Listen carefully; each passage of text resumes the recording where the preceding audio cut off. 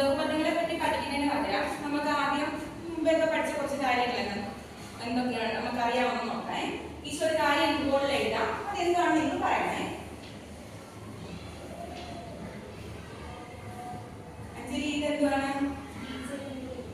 ബീജഗണിത രൂപം അല്ലെങ്കിൽ വാചകം. എന്താണ് ഇത് ബീജഗണിത രൂപം അല്ലെങ്കിൽ വാചകം എന്ന് വെച്ചാൽ സംഖ്യയോ അല്ലെങ്കിൽ ഒരു മാറുന്ന സംഖ്യയോ സങ്കലനം, വ്യവകലനം, ഗുണനം, ഹരണം എന്നിവയുടെ സംയോജനത്താൽ എഴുതിയാൽ നമുക്ക് എന്താ പറയാം?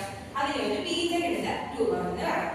പാർവതി, ഈ ബീജഗണിത രൂപം എപ്പോഴും ഒരു ബഹുപദമാകും. അതിൽ രണ്ടോ അതിലധികമോ പദങ്ങൾ ഉണ്ടെങ്കിൽ എന്തുവാകും? അതൊരു ബഹുപദം അല്ലെങ്കിൽ ഒരു പോളിനോമിയൽ ആകും. ഇനി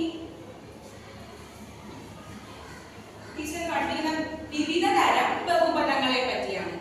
3 തരം ബഹുപദങ്ങളെ പറ്റിയാണ് ഇന്ന് പഠിപ്പിക്കുന്നത്. അപ്പം അതിന് നമുക്ക് ആദ്യം അത് പഠിക്കുന്നതിന് മുമ്പ് ടീച്ചർ കുറച്ച് ഉദാഹരണങ്ങൾ ബോർഡിൽ എടുക്കാം. അതിൽ നിന്ന് നമുക്ക് അതൊക്കെ എന്തൊക്കെയാണ് പഠിക്കണേ.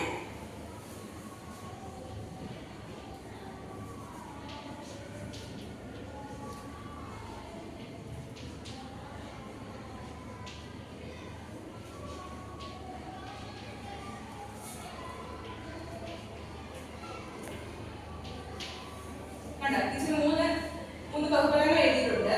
ഇതില് മാറുന്ന സംഖ്യ ഏതാണ്? മാറുന്ന സംഖ്യ അല്ലെങ്കിൽ വേരിയബിൾ എന്ന് പറയും. മാറുന്ന സംഖ്യ ഏതാണ്? എക്സ് ആണ്, ഇല്ല? ആദ്യത്തെ ബഹുപദം നോക്കി, ഇതിന്റെ മാറുന്ന സംഖ്യ എക്സ് ആണ്. അതിലെ ഏറ്റവും വലിയ കൃതി ഏതാണ്? കൃതി അല്ലെങ്കിൽ പവർ കൃതി എത്രയാണ്? 1 ആണ്, ഇല്ലേ? അപ്പൊ മാറുന്ന സംഖ്യയുടെ ഏറ്റവും വലിയ കൃതി 1 ആയാൽ അത്തരം ബഹുപദങ്ങൾ നമ്മൾ എന്ത് പറയും? ഒന്നാം കൃതി ബഹുപദങ്ങൾ എന്ന് പറയും. ഇനി നോക്കി രണ്ടാമത്തെ നോക്കിയേ. രണ്ടാമത് എഴുതിയിരിക്കുന്ന ബഹുപദത്തിലെ മാറുന്ന സംഖ്യ തന്നെയാണ് എക്സ് ആണ്. അതിൽ ഏറ്റവും വലിയ കൃതി എത്രയാണ്? കൃതി എത്രയാണ്? 2 ആണ്. അപ്പൊ മാറുന്ന സംഖ്യയുടെ ഏറ്റവും വലിയ കൃതി 2 ആയാൽ അത്തരം ബഹുപദങ്ങൾ നമ്മൾ എന്ത് പറയും? രണ്ടാം കൃതി ബഹുപദങ്ങൾ എന്ന് പറയും. ഇനി മൂന്നാം എഴുതി നോക്കിയേ. മാറുന്ന സംഖ്യയുടെ ഏറ്റവും വലിയ കൃതി എത്രയാണ്? 3 ആണ്. അപ്പൊ മാറുന്ന സംഖ്യയുടെ ഏറ്റവും വലിയ കൃതി 3 ആയാൽ അത്തരം ബഹുപദങ്ങൾ നമ്മൾ എന്ത് പറയും? മൂന്നാം കൃതി ബഹുപദങ്ങൾ എന്ന് പറയും. ഇനി ടീച്ചറിന്റെ പൊതുവായ രൂപം എഴുതാം. ബഹുപദങ്ങൾ നമ്മൾ എന്താ പറയും? പോളിനോമിയൽസ് എന്ന് ഇംഗ്ലീഷിൽ പറയും. അതിന് വേണ്ടത് പി ഓഫ് എക്സ് എന്നാണ് അതിനെ ഡിനോട്ട് ചെയ്യുന്നത്. അതിനെ റെപ്രസെന്റ് പി ഓഫ് എക്സ് നമ്മൾ ആദ്യം പറഞ്ഞത് എന്തുവാ? ഒന്നാം കൃതി ബഹുപദങ്ങൾ. അതിന് പൊതുവായ രൂപം എന്തുവാണ്? P of X equal to A X plus B. അവിടെ എ എന്തോ ആകരുത്? എ 0 ആകരുത്. എന്തുകൊണ്ട്? a 0 ആയാൽ എന്തോ നോക്ക്. a 0 ആയാൽ ഈ പദം മൊത്തം എന്തുവാകും? 0 ആയിപ്പോകും. അപ്പൊ അത് ഒന്നാം കൃതി ബഹുപദം ആകുമോ? ഇല്ല. അതൊരു കോൺസ്റ്റന്റ് ഒരു സ്ഥിരസംഖ്യയായിട്ട് മാറും. അപ്പൊ a എന്തോ ആകരുത്? 0 ആകും. ഇതാണ് ഒന്നാം കൃതി ബഹുപദത്തിന്റെ പൊതുവായ രൂപം. ഇനി രണ്ടാം കൃതി ബഹുപദം എങ്ങനെ എഴുതും നമ്മള്? p of x equal to ax square plus bx plus c. ഇവിടെ എന്തോ ആകരുത്? a എന്തോ ആകരുത്? 0 ആകരുത്. അങ്ങനെ ആയാൽ എന്തോ ഈ പദം പോകും. പിന്നെ അതൊരു ഒന്നാം കൃതി ബഹുപദമായി മാറും. ഇനി അടുത്ത എന്തുവാ? മൂന്നാം കൃതി ബഹുപദം.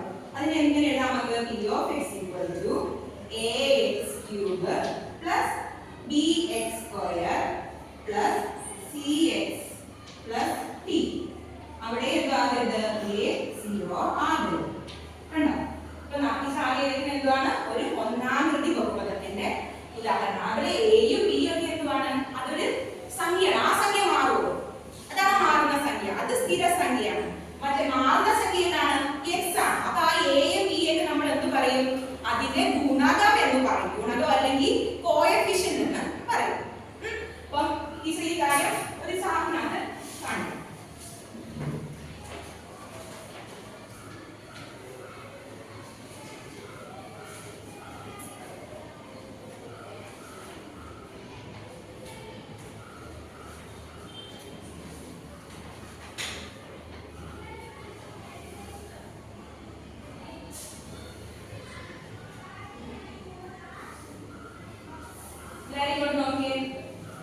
ഒന്നാം കൃതി ബഹുപദങ്ങൾ കണ്ടോ?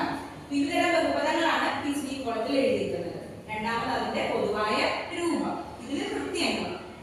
ഇതിലത്തെ ഒന്നാം കൃതി ബഹുപദം e of x എന്താണ്? ax plus b ആണ്. അവിടെ a എന്താകരുത്? 0 ആകരുത്. കൃത്യങ്ങൾ എത്രയാണ്? 1 ആണ്. രണ്ടാം കൃതി ബഹുപദം ആകുമ്പോഴോ e of x equal to ax square plus bx 0 ആകണം. എന്തുവാ കൃത്യം എത്രയാണ് 2. മൂന്നാമത്തെ ബഹുപദം ആവുമ്പോൾ p of x ax³ + bx² + cx + d a ≠ 0 ആണ്. കൃത്യം എത്രയാണ് 3. മനസ്സിലായല്ലോ? ഇനി ഒരു രണ്ടാമത്തെ ബഹുപദത്തിന്റെ ഒരു എക്സാമ്പിൾ ആരെങ്കിലും പറയാമോ? കീർത്തന ഒരു രണ്ടാമത്തെ ബഹുപദത്തിന്റെ ഒരു എക്സാമ്പിൾ എഴുതി.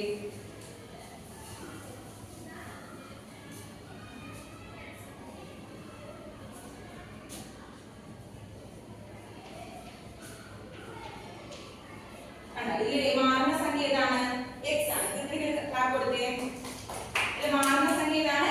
x ആണ്. ഏറ്റവും വലിയ കൃത്യം എത്രയാണ്? 2 ആണ്. ടീച്ചർ ഇന്നത്തെ പഠിപ്പിച്ച 3 തരം ബഹുപദങ്ങളെ പറ്റിയാണ് പറഞ്ഞത്. എന്തൊക്കെയാണ്? ഒന്നാകൃതി ബഹുപദം, രണ്ടാകൃതി ബഹുപദം, മൂന്നാകൃതി ബഹുപദം. ഒന്നാകൃതി ആവുമ്പോഴോ മാറുന്ന സംഖ്യയുടെ ഏറ്റവും വലിയ കൃതി എത്രയായിരിക്കും? 1 ആണ്. രണ്ടാകൃതി ബഹുപദം ആകുമ്പോഴോ മാറുന്ന സംഖ്യയുടെ ഏറ്റവും വലിയ